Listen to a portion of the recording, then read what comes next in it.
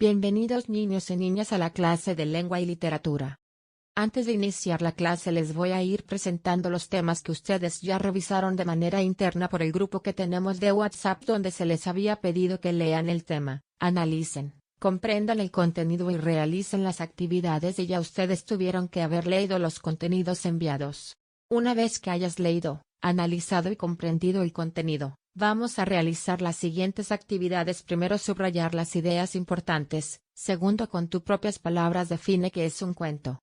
Ya que han leído los contenidos enviados pueden identificar las características generales, además cómo es su estructura y los elementos que presenta cuento para de esta manera comprender mejor los contenidos, y me doy cuenta que ya están muy motivados en la clase.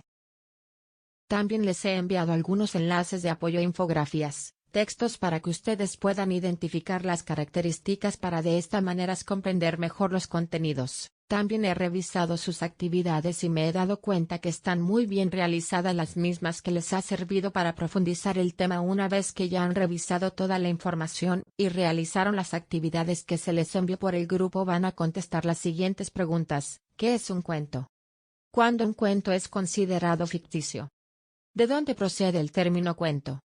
¿Cuántos tipos de cuentos existen? ¿Cuánto es la narración de una historia imaginaria? ¿Y puede estar basado, o no, en hechos reales?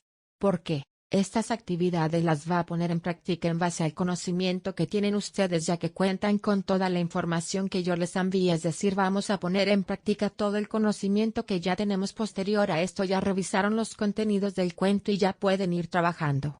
Lo que vamos a hacer es ir reforzando esos conocimientos adquiridos.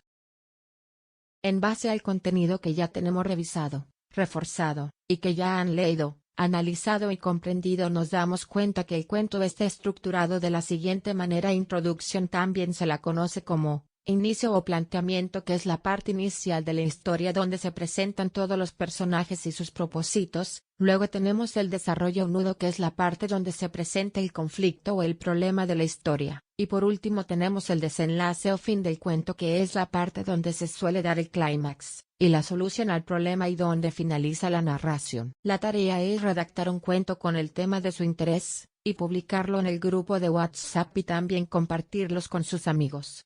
Si tienen alguna pregunta o alguna duda lo pueden realizar por interno, ya que siempre estaré predispuesta a responder cualquier inquietud que usted